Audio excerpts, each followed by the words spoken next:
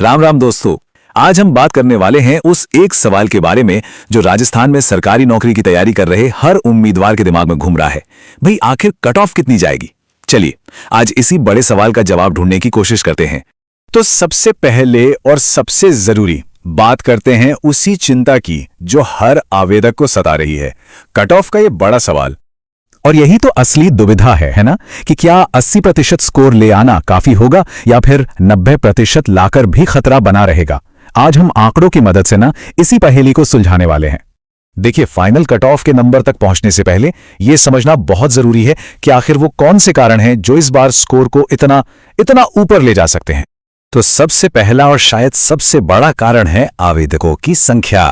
अब देखिए, क्वालिफिकेशन सिर्फ 8वीं या 10वीं पास है, तो इसका मतलब यह हुआ कि लाखों, सच में लाखों उम्मीदवार इस दौड़ में शामिल हैं। और जाहिर सी बात है, इससे मुकाबला कई गुना बढ़ जाता है।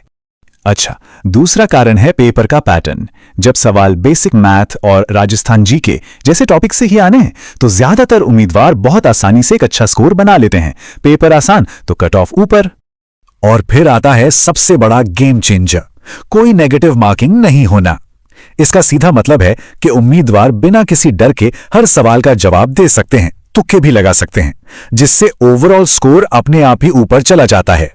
चौथा और एक और अहम कारण है तैयारी के लिए मिला लंबा समय। बहुत से उम्मीदवार, यहां तक कि हाईली एजुकेटेड लोग भी सालों से इस एक मौके का इंतजार कर रहे हैं। तो सोचिए उनकी तैयारी का लेवल कितना जबरदस्त होगा।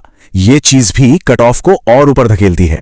तो सार ये है, मतलब बॉटम लाइन ये है कि हम किसी भी फैक्टर को उठाकर देख लें, चाहे वो आवेदकों की संख्या हो, पेपर की आसानी हो, नेगेटिव मार्किंग का ना होना हो या फिर तैयारी का लेवल हो, सबका सब एक ही तरफ इशारा कर रहा है, एक बहुत बहुत ऊंची कट ऑफ।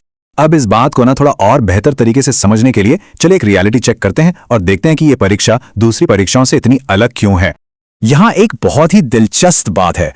एलडीसी या पटवारी जैसे एग्जाम्स, जहां कट ऑफ करीब 70 से 75% रहती है, उनके मुकाबले इस आसान माने जाने वाले पेपर में सिलेक्शन पाना और भी ज्यादा मुश्किल हो जाता है।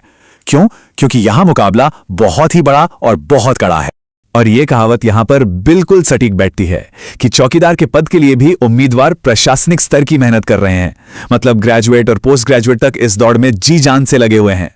तो इन सारी बातों को ध्यान में रखते हुए अब हम उस सवाल पर आते हैं जिसका सभी को बेसब्री से इंतजार है। तो फिर अनुमानित कट ऑफ आखिर हो क्या सकती है?